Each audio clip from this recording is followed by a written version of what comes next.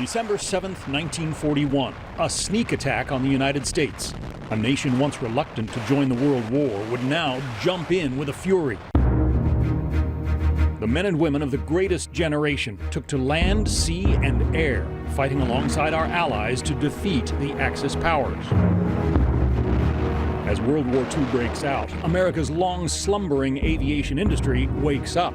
U.S. companies caught and then surpassed the aircraft designs of Europe and Asia. In the blink of an eye, American warplanes are in the air by the thousands, darkening the skies of adversaries overseas. Compared to what had flown in World War I just 25 years earlier, these airplanes are bigger and faster, with capabilities that allowed America to turn the tide and win the war. Even though America built these planes by the thousands, relatively few still exist today. But you can see and even touch these historic aircraft here at the National World War II Aviation Museum in Colorado Springs, Colorado. This not-for-profit organization receives no government money and is staffed largely by volunteers, people who dedicate their time and expertise to bringing back to life aircraft left for dead 7 decades ago. P-38 Lightning, it's an F-5. It was one of the first operational P-38s in the Pacific in World War II. And today it is the only P-38 flying in the world with known combat history. And when you look at where this plane came from, I mean, there's no reason it should look like this today. You guys have done an amazing restoration.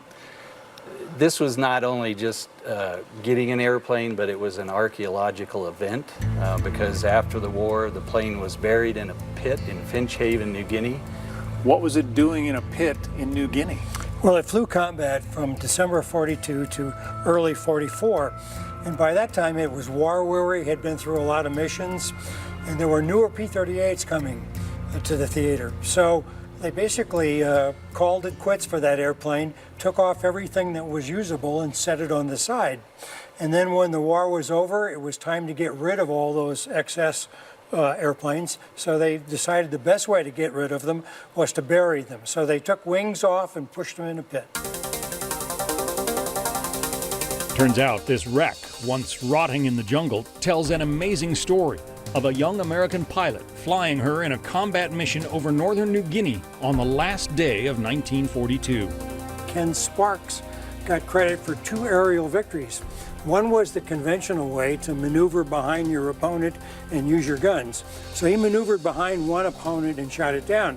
He was in a second dogfight with another Japanese airplane, a Zero, and they were coming at each other, and it was who was going to blink first. And the Japanese airplane blinked first, made a left bank. His wing struck the wing of this P-38 Lightning flown by Sparks. It took a couple of feet off the edge of Sparks' airplane, but the Japanese airplane lost its whole wing and went down into the jungle, and therefore Ken Sparks got credit for another aerial victory. That's a hard way to get a second aerial victory. That pilot, World War II fighter ace Ken Sparks, notched 11 victories by the time his combat tour ended.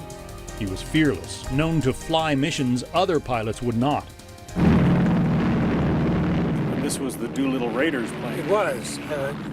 The Doolittle gang flew 16 of these off the USS Hornet to attack Japan early in the war. April 18, 1942. 4 months after Pearl Harbor, America launches a surprise attack of its own. 16 B-25 bombers took off from the USS Hornet for an air raid on Tokyo and Honshu Island. The mission, led by Lieutenant Colonel James Jimmy Doolittle, stunned the Japanese and gave American forces a vital morale boost. For the Doolittle Flyers, the goal was Tokyo. And that was a turning point. I mean, the Japanese thought they were impervious to American That's attack. exactly right. The Japanese leadership thought that we couldn't pull off something like that. And when we did, it actually changed the course of the war because it led to the Japanese trying to take Midway Island, which led to the destruction of 4 Japanese carriers and the shift entirely of the balance of power away from Japan in the Pacific. Doolittle Raiders put all kinds of extra gas in them. Then other organizations like the 345th in New Guinea changed these into ship killer airplanes. Instead of high-level bombers, they sent them in low. And they put pilot-controlled machine guns in the front, machine guns on both sides, such that they had 10 forward-firing 50 caliber machine guns, and they'd go Japanese ship hunting in the South Pacific. They also perfected a technique called skip bombing. They would drop 250-pound bombs at about 200 feet off the sea and skip them into sides of Japanese ships because they were more accurate skipping them than they were from dropping them from high altitude. Just like skipping rocks. Correct. They're just skipping bombs off the surface of the ocean. Exactly. Just like you as a kid skip rocks, they skip 250-pound bombs. This historic bomber still flies, although severe wind gusts this day meant we wouldn't do much more than fire up her roaring radial engines. Clear prop!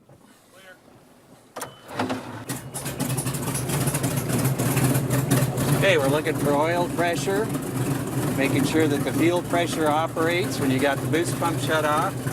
Just check the hydraulics with the flaps. We were down to here and we brought it back up. And we're good to go to the left. It's hard to imagine being a 18, 20-year-old kid and having this at your command and then heading off to, drop bombs on somebody. You know, people ask me all the time, John, they say, did you ever wish that you could fly in World War II? And you think about it and you say, you know, they were really getting shot at in World War II, but I don't know that I really want to be shot at. Among its vast collection, the museum also displays a P-47 Thunderbolt, recognized as one of the mainstays of World War II, the largest single-engine fighter of the war. When you talk to a lot of the pilots that flew both the Thunderbolt and the Mustang and several different airplanes, they would always say, if I was being shot at, I wanted to be in a Thunderbolt, and if I was shooting at somebody, I wanted to be in the Mustang. Because the Mustang is lighter, more nimble, but this airplane could take more hits, more firepower, taking out parts and pieces.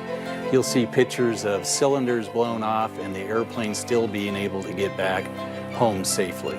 The men, and especially women, who built these planes, and the airmen who flew combat missions in them, will be remembered for their skill, patriotism, and bravery. Their work is on display, their stories still told here at the National Museum of World War II Aviation, a place that exists so that we today can grasp the achievements of America's greatest generation and thank them for letting the rest of us live in freedom.